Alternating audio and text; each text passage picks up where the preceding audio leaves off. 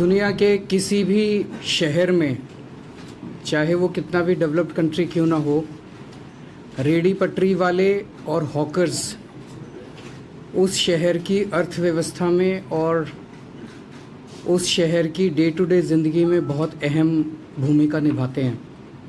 लेकिन दुर्भाग्यवश हमारे देश के अंदर हमने इनको व्यवस्थित नहीं किया और इनको कानूनी स्टेटस नहीं दिया, जिसकी वजह से ये जो कुछ भी करते हैं वो कानून की नज़रों में इलीगल कहलाता है। 2014 में स्ट्रीट वेंडिंग एक्ट पास किया गया था।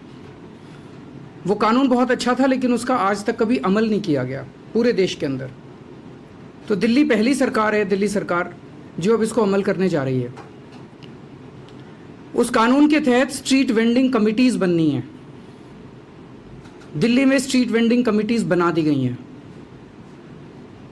पिछले हफ्ते उसका फाइनल नोटिफिकेशन हो गया है। स्ट्रीट वेंडिंग कमिटीज़ बननी थी। एक स्ट्रीट वेंडिंग कमेटी में 30 मेंबर्स हैं, जिसमें से 12 मेंबर्स हॉकर्स के बीच में से चुने जाने हैं और बाकी नॉमिनेटेड हैं, ऑफिसर्स हैं। दिल्ली में चुनाव करा लिए गए हैं, चुनाव कंप्लीट हो गए हैं। कुछ एक 2-4 पोजीशन इधर उधर खाली हैं जिनके बाई इलेक्शंस करवा लिए जाएंगे, लेकिन मोटे मोटे तौर पे सारी दिल्ली में टोटल 28 टाउन वेंडिंग कमिटीज़ हैं। सभी टाउन वेंडिंग कमिटीज़ में चुनाव करा लिए गए और उनके नोटिफिकेशन कंप्लीट हो गए हैं।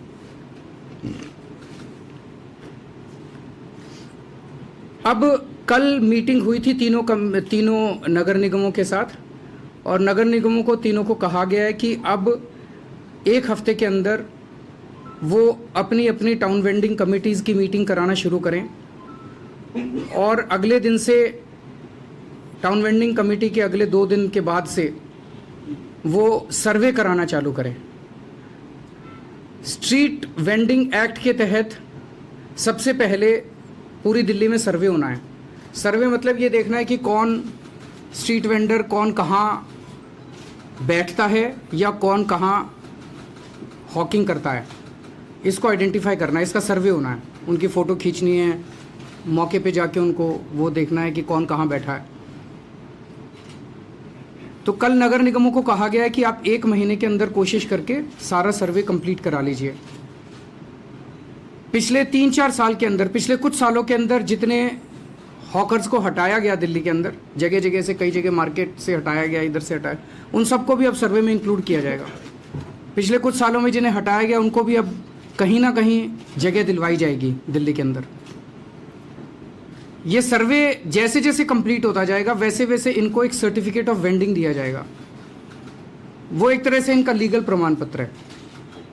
उसके बाद इनको एक लीगल स्टेटस मिल जाता है कि हाँ, ये हॉकर है और इसका हक है।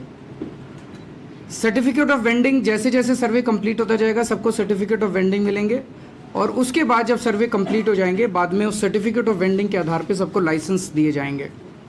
लाइसेंस के अंदर उसका नाम, पता प्लस एग्जैक्ट स्पॉट जहां वो बैठता है वो सब मेंशन होंगे। इसके बाद इनका एक्सटॉर्शन बंद हो जाएगा।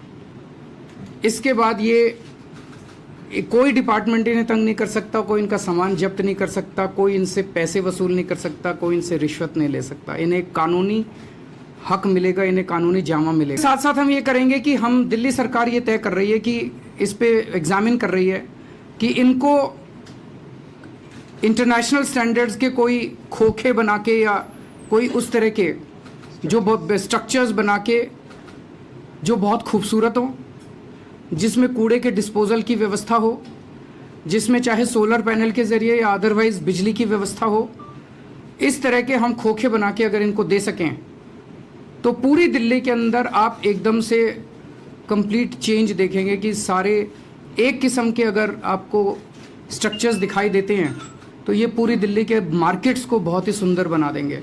जहां आज हम देखते हैं कि कहीं भी कोई भी रेडी पटरी वाला कोई भी कहीं भी बैठ जाता है, तो पूरी दिल्ली के अंदर रेडी पटरी वालों का पूरा सिस्टम जो है वो व्यवस्थित होगा और ना इससे ट्रैफिक की प्रॉब्लम्स होंगी और ना ही इससे, और पूरी दिल्ली जो है वो अपनी दिल्ली सुंदर बनेगी।